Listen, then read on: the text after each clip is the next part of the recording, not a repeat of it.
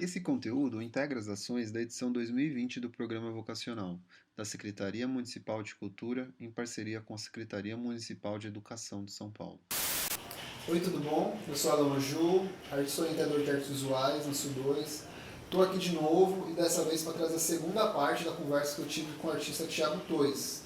Na primeira ele fala um pouco sobre a sua formação como artista, né, os caminhos que ele fez, o percurso. E dessa vez a gente vai abordar temas mais da pesquisa dele, né? Como que o trabalho dele se desdobra dentro e fora do ateliê, como que a pesquisa dele vai para a escultura, vai para a instalação, sempre tendo o carro-chefe da pintura, né? Como um eixo central nessa pesquisa. É interessante, né, a gente ver um artista, ouvir um artista falar, porque isso expande os nossos horizontes, né? É uma referência super interessante. O Thiago Torres é um artista jovem, como vocês já viram no primeiro vídeo. Ele é um artista que tem muito a nos ensinar, né, com a sua trajetória. Então, dessa vez, a gente vai para a segunda parte com essa conversa que eu tive com o Thiago Torres, tá? Vamos lá? Eu sempre penso isso. Se eu pudesse viver minha vida de trás para frente, eu teria cometido muito menos erros, estaria muito melhor, assim. Mas isso é parte do processo, né? Os erros, né? Os Exato. desvios, essas Exato, aprendizagens. Acho que exato, é exato. isso que é, ó, sei lá, você falou da universidade, mas é isso que as escolas não ensinam, né? É a prática que vai ensinar a gente, né? Exatamente, É a experiência, né? Você exatamente. você estava falando, me lembrou muito do Chico Science, né? É bom, pra gente se organizando para se desorganizar, né? Ou vice-versa, Exatamente. né? Acho que Exatamente. essa é a ideia. Exatamente. Mano, e você nunca abandonou as ruas, né? Nesse Não. tempo todo. Você ainda tem um trabalho de ateliê, um trabalho solitário, né? E tem essa atitude de ir pra rua. Como que é isso atualmente para você? Assim, como que é essa relação, o fora e o dentro, que são coisas extremamente diferentes, né? Tem uma que tem talvez não sei, algo comercial, mas a questão não é essa, mas é algo que é feito para ser consumido de algum modo, né?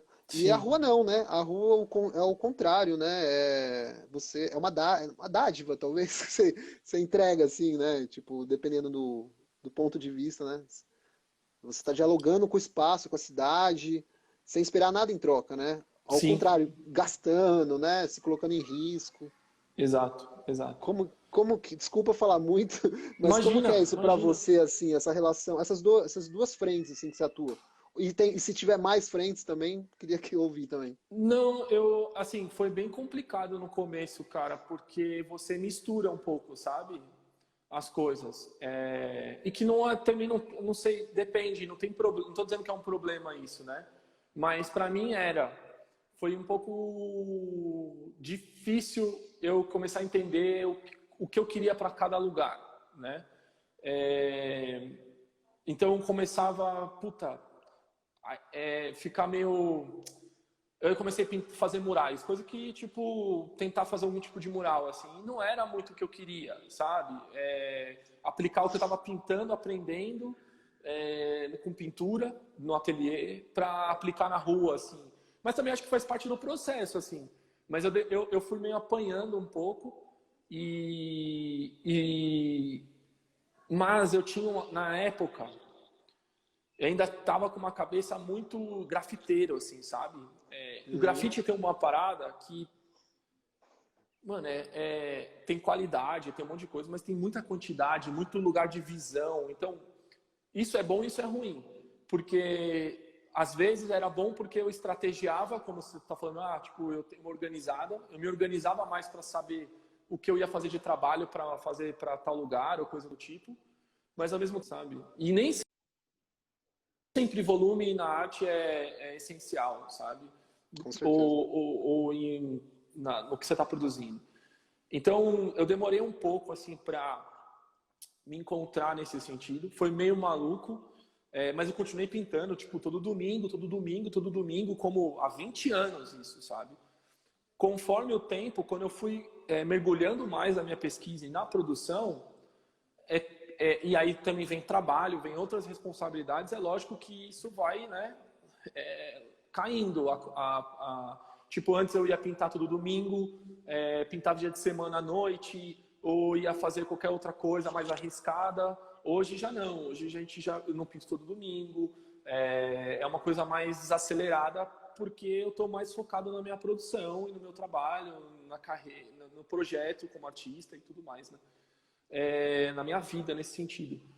Mas, para até datar, o momento que foi muito legal para mim, de ruptura, foi quando, em 2015, eu comecei a fazer acompanhamento, né, no Hermes, Artes Visuais, que é orientado pela Carla Chain, pelo Marcelo Amorim e pelo Nino Kais. O Nino, todos eles me mostraram várias coisas que me abriram a cabeça, assim, sabe? Que aí eu entendi também que porque eu estava sofrendo, porque eu queria ficar fazendo um leve trás, e eu não queria. Aí o que eu fiz? Eu falei assim, quer saber? Eu vou deixar o lado rebelde na rua, sabe? Que é mais fácil, e trazer o lado, vamos dizer assim, mais lúdico, mais pensador para o trabalho. E aí, cara, que as coisas começaram a ficar mais leves para mim, e eu comecei a lidar muito bem com isso, sabe? E aí até que me influenciou pra caramba na rua. Antes eu fazia letras, coisas desconstruídas, tentando fazer coisas mais abstratas e tal. E aí eu comecei a simplificar na rua, até para ser uma válvula de escape, entendeu? Com essa questão rebelde mesmo, chegar e eu quero pintar ali, onde for, naquele lugar. E no campo da pesquisa, no ateliê, ser uma coisa mais aprofundada, sabe? Com outros materiais e etc. Então foi um momento de ruptura, assim, para mim, né? Nesse sentido. Foi um ano bem importante para mim, né? Porque aí eu entendi o que eu queria de cada lugar. Hoje, com a maturidade que hoje, depois de 5 anos, eu percebo que uma coisa influencia na outra, mesmo que eu não, mesmo indiretamente, mesmo que eu não queira, não tenha eu não fico pensando nisso, mas influencia. Então eu tento aproveitar o melhor de cada um, sabe? Mas óbvio que meu foco ainda é minha pesquisa, porque ainda eu me sinto uma criança, né? Sim. E no grafite são 20 anos, sabe? Já fazendo isso, e o grafite para mim é liberdade, sabe? Eu não quero nada mais que isso. Então, sim, não quero construir outras coisas além disso. Então, puta meu, aí é domingo, pintar à noite, qualquer outra coisa é outra coisa, sabe? É o Toys, de verdade, sabe? Assim, tipo, sim, nu e cru. Que legal. Não, eu vejo Toys em todo canto, do lado do Vlog, né, o rolê, assim. Eu não conhecia, velho, quem era o Toys, assim. Foi interessante, assim, esse encontro, assim. Te conheci das ruas, mano. Depois eu fui ver quem era você, assim.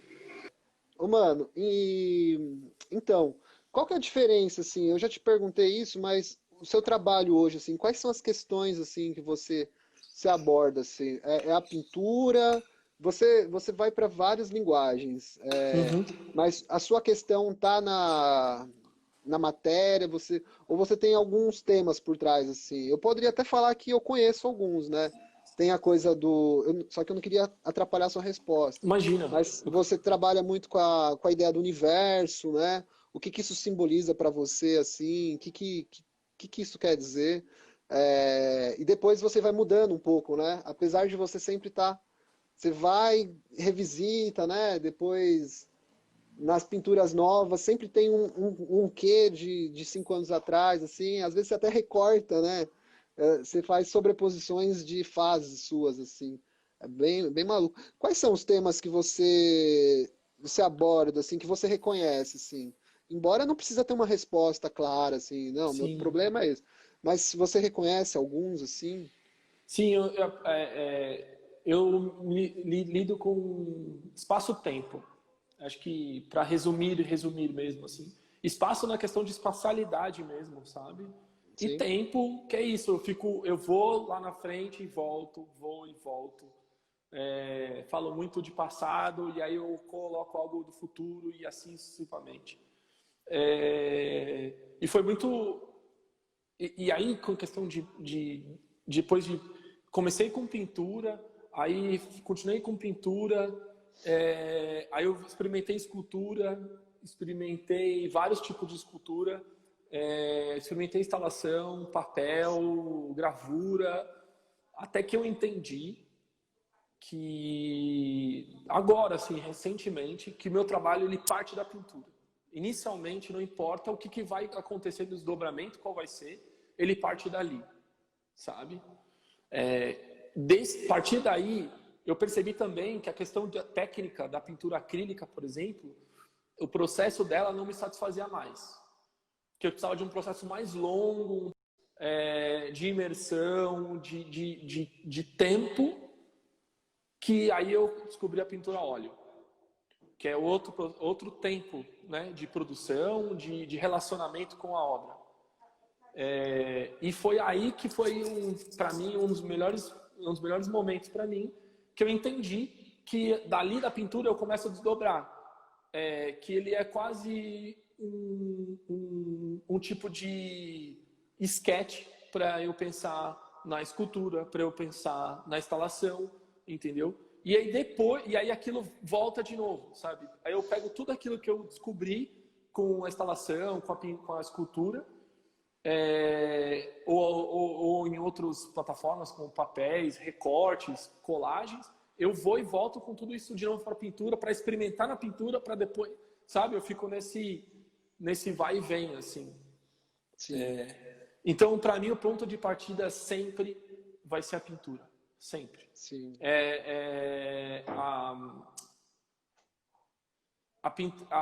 A pintura sou eu, sabe? E eu sou a pintura. É uma frase que, se eu não me engano, similar que o Iberê Camargo usa, que ele relaciona isso, que usa pintores. Eu não me considero um pintor, sabe? Mas porque eu uso eu tenho interesse em outras mídias, né? Já experimentei vídeo, gosto muito de vídeo, fotografia, coisas que estão aqui na minha cabeça já há um tempo. Eu não me sinto ainda tão pronto para isso, mas uma hora isso vai reverberar no trabalho, sabe? Eu acho que, assim, muito interessante. O seu trabalho, para mim, desde que eu te conheci, eu achei muito interessante isso, como você resolve muito bem as questões fotográficas, né? Que eu acho que o seu ponto de partida talvez também seja um pouco a fotografia e o vídeo. E aí você vai desdobrando em escultura, instalação, performance, sabe? E aí eu fico sempre olhando, porque eu falo, puta, é muito legal a maneira como você lida com isso, sabe? E que aí eu também olho para o meu trabalho e falo, puta, aí eu tento olhar e ver o que é bom, o que eu posso relacionar também, sabe? O que eu posso aprender, tirar disso para resolver meu trabalho, né? Tanto que eu tento usar até tipo coisas, algumas esculturas que tem a ver com pintura, com o mesmo processo de tempo, de secagem, de camada, sabe? Eu acho isso muito interessante. Então, repetindo, meu ponto de partida é a pintura. Assim. Sim, sim. Você falando, você me passa uma sensação de humildade, né? Com as linguagens, né? Você falou que você é uma criança que está sempre aprendendo. Acho que essa é uma postura interessante de se ter, né? Enquanto a gente quer experimentar, a gente nunca sabe de tudo. E talvez essa seja uma desvantagem em alguns aspectos, né? Porque a gente, pelo menos eu, tô sempre em crise, né? Igual você já me viu várias vezes. Agora é concreto, aquilo não dá certo, não dá certo, não dá certo. Mas eu acho que isso é uma coisa bonita, né? De ficar testando, experimentando. E você tem muito disso, né? Eu listei alguns trabalhos seus aqui. Uhum. As pinturas, vou falar delas.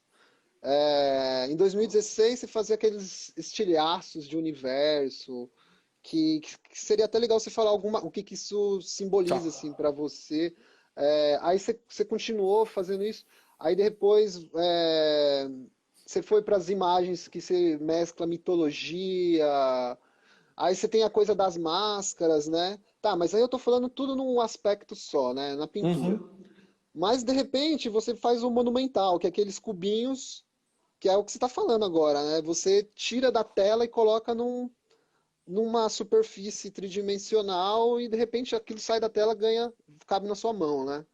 É, tem as balaclavas também, que eu queria que você falasse um pouco delas, assim, que aí você já vai para outro universo, que é um universo do tridimensional mesmo, né? Tipo, a coisa para em pé, né? Sim, sim, Embora tenha algumas que você coloca na parede. Mas é sim, outra matéria, eu acho que é outra tinta que você usa, né? Outro sim. processo de pensamento, assim. Eu ainda vou falar mais de alguns Aham. caminhos que você toma, assim. Mas como que você vê esses caminhos, assim, essa suas experimentações erráticas, assim, né? Esse caminho errático, você vai para cá, vai para lá, mas você traz as questões, experimenta de outra maneira. Como que é isso para você, assim? A questão do universo, e essa questão mais. Foi assim, tipo, eu comecei eu tinha muito interesse já pelo tema, né? Sim, é bonito. E é aquilo, cara, né? Você sabe, a gente faz muitas vezes sem saber o que vai acontecer. Então eu fiz alguns. Aí, um dia, fui e fiz em casa, levei pro ateliê da Nina, mostrei para ela e mostrei para a irmã dela. A irmã dela é psicóloga. A irmã dela falou assim: por que você faz as coisas para a direita? Tudo Ó, meio que. Tudo numa posição mais à direita, né? Eu sim. falei assim: olha, não sei dizer, eu tenho esse interesse, eu não sei explicar o motivo. Eu faço porque me agrada, esteticamente, talvez. Aí ela respondeu assim, então, eu falei, mas por quê? Ela falou assim, porque todo mundo, ela falou assim, na questão terapêutica, né, no estudo da psicologia, um entendimento que as pessoas estão sempre pensando no futuro. E aí aquilo ficou na minha cabeça, assim, sabe? Não saiu da minha cabeça. E aí eu pensei assim, caramba, e aí eu fiquei com aquilo na cabeça, aquilo na cabeça. Aí eu comecei, tá, isso me interessa no futuro, essas coisas me interessam no futuro, algumas coisas me interessam no futuro. O que me interessa no meu passado? Aí eu comecei a rever o meu passado. O meu passado era que eu adorava ir no centro espírita, porque quando eu era criança, com a minha avó, porque eu ficava desenhando lá enquanto a gente tomava passe, por exemplo. E a gente tinha várias aulas de teorias sobre o espaço. E aí, teorias com questões espirituais, né? Sim, Então, desde quando eu tenho 6, 7 anos de idade, eu sei que ela falava, ó, cuidado com o que você faz, porque o universo é um espelho. Então, tudo que você hum, faz volta. que bonito. E aí eu falei, caramba, meu, eu entendi porque eu fiz aquela figura, sabe? Daí que eu comecei a entender também que eu tinha interesse de fazer a questão das balaclavas, não porque eu era grafiteiro, porque quando eu vou pintar um trem, eu precisava usar, óbvio, preciso me tampar o rosto e tudo mais, aquela coisa toda, que é do grafiteiro, né, que tudo mais. Mas não era por causa disso.